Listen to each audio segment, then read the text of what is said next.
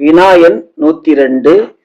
தனி வட்டியில் ஒரு குறிப்பிட்ட அசலானது 2 ஆண்டுகளில் 4400 ரூபாயாகவும் 3 ஆண்டுகளில் 4600 ரூபாயாகவும் மாறுகிறது எனில் அசல் மற்றும் வட்டி வீதம் காண்க.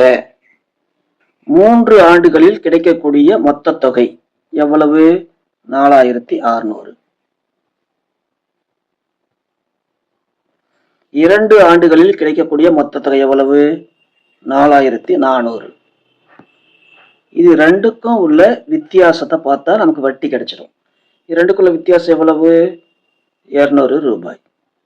அப்ப வட்டி 200 ரூபாய். ஒரு ஆண்டுக்கான வட்டி 200னா 2 ஆண்டுக்கான வட்டி 400, 3 ஆண்டுக்கான வட்டி 600 ரூபாய்.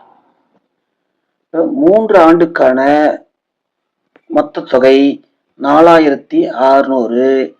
3 ஆண்டுக்கான வட்டி 600னா அசல் எவ்வளோன்னு பார்க்க போகிறோம். 4600ல 600 கழிச்சிட்டா நமக்கு 4000 கிடைக்குது. இந்த 4000 தான் அசல். 4000 எங்க இருக்கு?